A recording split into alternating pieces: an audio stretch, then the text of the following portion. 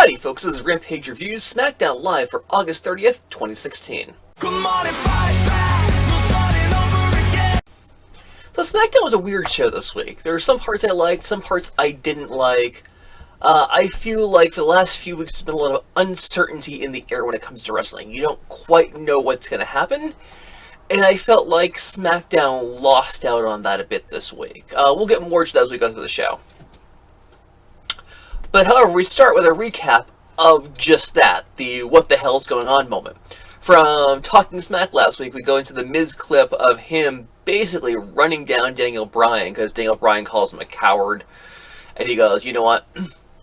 And runs him just through the ringer with the, I'm not a coward, like, I wrestle a style that's allowed me to wrestle for 10 years, no injuries.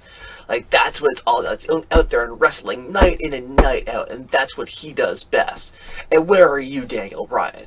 Like, you told everyone you'd be back. You'd come back for this championship here, and you didn't. And he just goes completely after Daniel Bryan. And a lot of people thought he crossed the line. And he probably did. He was also probably scripted to do so, as I'm willing to bet.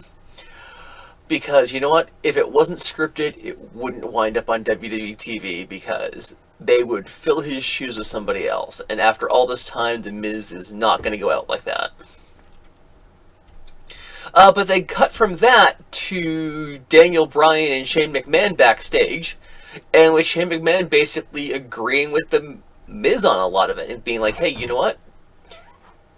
You can't go after somebody like that. Like, you can't go after talent. Like, you owe him an apology for what you did, calling him a coward. And then Daniel Bryan's like, well, you know, I might have done something that wasn't great, but you're the guy that went after Brock Lesnar. And they sort of have their double sheepish moment there.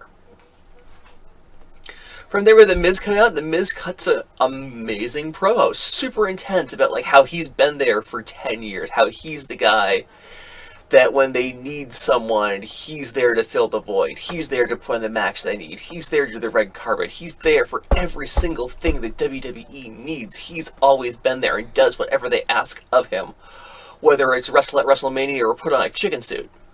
And it's funny, I'm watching that promo, I'm like, this sounds a lot like, and then, boom, Dolph Ziggler's music hits, and Dolph Ziggler comes out. And Dolph Ziggler's like, you know what? They call you a coward, I'm going to give you your chance to prove them wrong. He's like, I've been here as long as you've been here, and it's sort of like this sympathy bit, but not really, also a rivalry. So it's the, we've been overlooked, but you know what, they're calling you coward, you know, proving them wrong right now, fight me right now, no ref, no rules, not a match, just fight me. And like Dolph takes off the jacket, takes off the shirt, he's free to throw down. And Miz basically takes off the jacket, hands the title to Maurice, looks at him, sort of squares up like he's going to fight, and then slips out the back of the ring. Classic heel move, you know he's not going to take the fight. And he starts basically walking up the entrance ramp with Maurice, and Dolph gets on the mic and calls him a coward. And that is the trigger word for Miz. And Miz basically charges back down to the ring. And you've got Maurice and her heels on the ramp basically trying to hold him back. And she basically talks him down. But I thought it's a great setup. And I think we'll probably see them at Backlash in 2 weeks. Miz versus Ziggler, hell of a match. I think that'll be an amazing match. They'll probably tear the house down. And a few weeks from now, neither one of them will get credit for having a great match. But I think they're setting a precedent here. They are giving these guys that stage to shine, that room to grow, to breathe. I like it. I just hope that they stay behind him on this, or both of them on this. From there, we have our first match of the evening. This is still continuing the first round of the tag team tournament to crown the new tag team champions. We have the Hype Bros taking on the Vaudevillains. Hype Bros come out first. The super energy, Mojo Rawley running all over the place. Zack Ryder basically tearing off the t-shirt, tossing it into the crowd. Vaudevillains come out, once again, put your dukes up. They've got, like, overcoats and, like, frilly shirts as well as their wrestling gear this week. New sort of slightly increased look for them. I thought it was pretty cool. The match was really good. I enjoyed it. Interestingly enough, it's Zack Ryder playing face in peril for a good chunk of it. Mojo in the end comes in, cleans house, and they do get to win with the Hype Rider. I thought it was a fun tag match overall. Great work from all four guys, being Aiden Inglis, Simon Gotch, Zack Ryder, and Mojo Rawley. Good match, and I think the right team moved on, so I think that sets a lot of good precedent there.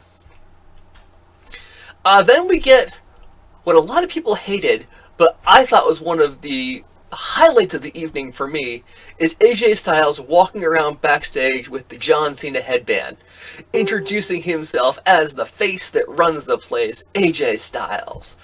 And he just does it over and over again. He finally comes across Apollo Crews and he's like, I don't know who you are. Who are you? And the Crews introduces himself again, once again spells out his last name. Yes, he's not Apollo Creed, folks, he's Apollo Crews. Shortly after that, we get AJ Styles in the ring cutting a promo about how, once again, he's the face that runs the place. And wouldn't you know it, he's interrupted by Apollo Crews, who walks out and basically says he talked to Shane McMahon, and he's gotten permission to challenge permission to challenge AJ Styles to a match. And basically charges to the ring and the match happens. My only stickler there is the phrasing. He says, I've got permission to challenge you to a match. If you're throwing out a challenge, someone has to accept. If he gets like, I went to Shane McMahon and they've booked us in a match, then I would have no problem with that. But just a little bit of vernacular there was a bit weird. And I thought this was a good match. I thought it was cool because it's AJ Styles being surprised by all the high-flying moves that Apollo Crews does. I thought that was cool. It sort of also played up the, who are you? I'm not paying attention to people around me bit.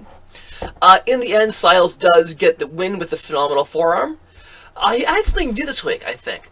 Maybe he's done it before, I didn't notice, but he actually pulled the elbow pad off and tossed it down before doing the phenomenal elbow smash off the ropes.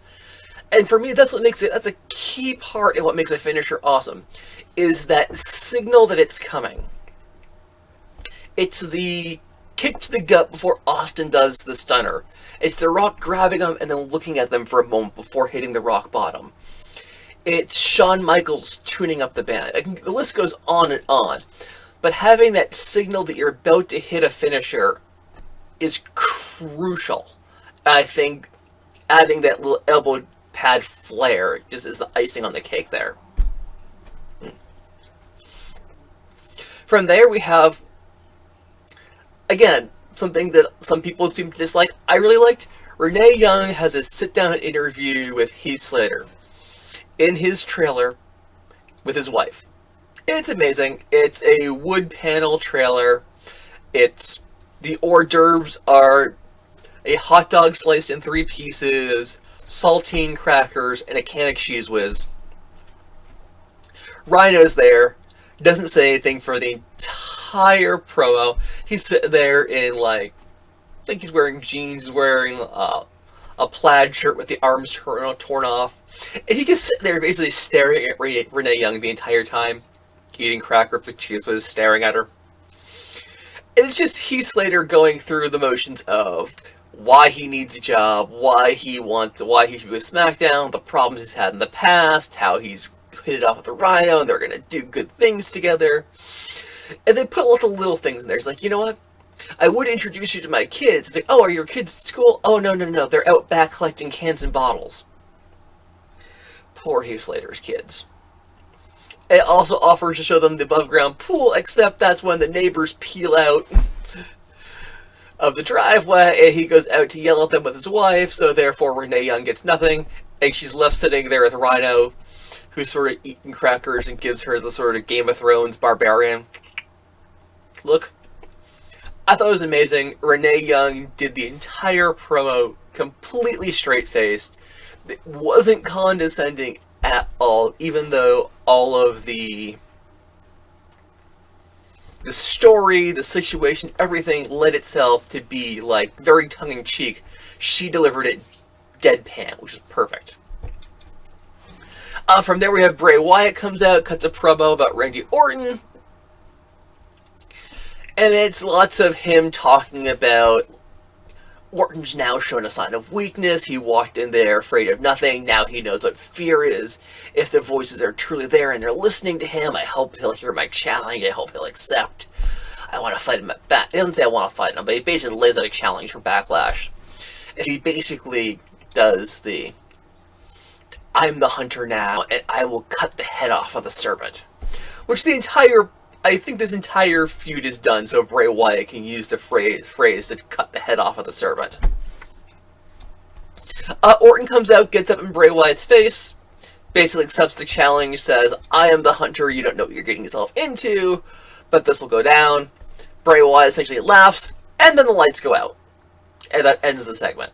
A bit abrupt, because usually the lights go out, lights come back on, and Bray Wyatt's gone, the rocking chair is still sitting there rocking. We didn't even get that this time. We literally just had lights go out and done. So I'm assuming they had like a tea party and biscuits afterwards sitting in the middle of the ring there. I don't know. We'll find out next week. From there, we have one of my favorite matches. We had Alexa Bliss and Natalya taking on Naomi and Becky Lynch.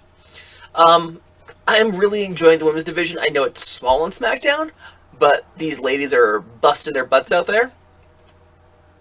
Love the new entrance for Naomi.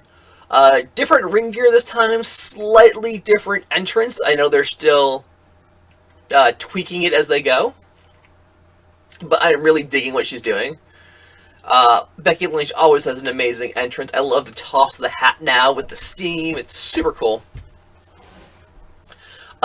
Natalya had her normal entrance. Alexa Bliss comes out, and she is a spitfire. Like, when she came out and did, like, the Disney Frozen Princess cheerleader thing at NXT, I was like, oh, cool, she's super athletic, she's hitting cool moves.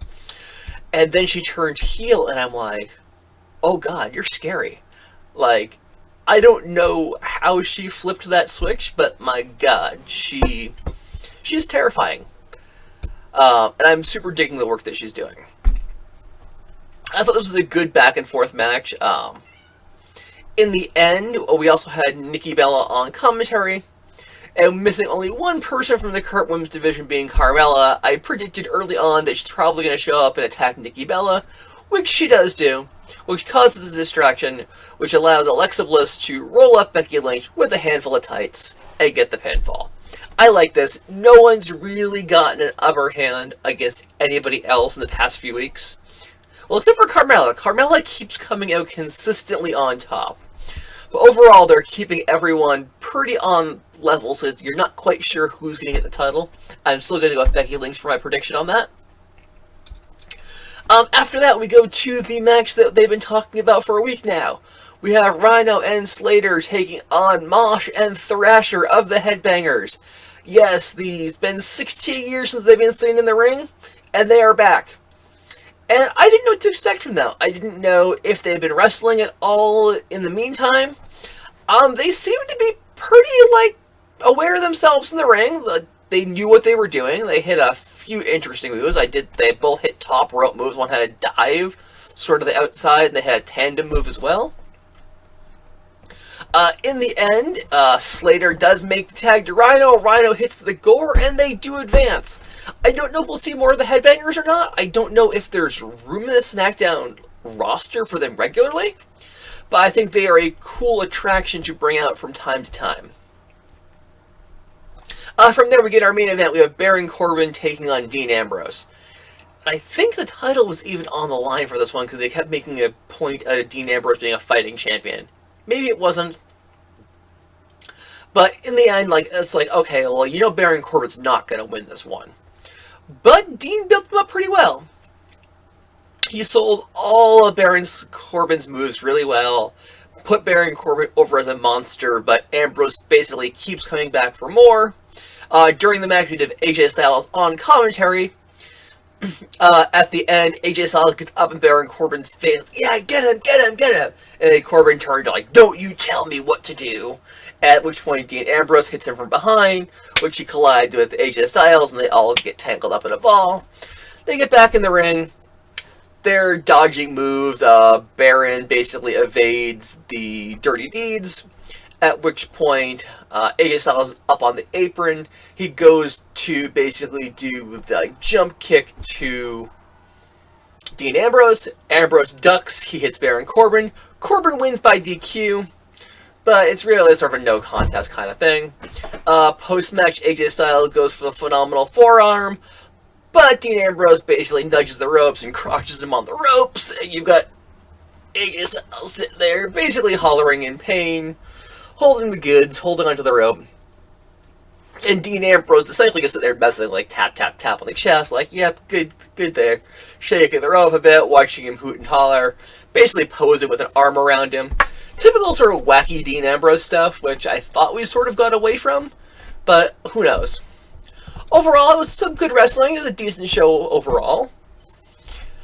But that's the card, and we're 2 weeks out from Backlash, so we'll probably have more matches solidified by next time. But we've got the women's title match, we've got the tag team title match, probably Miz and Ziggler, and then we've got Ambrose and AJ Styles as well.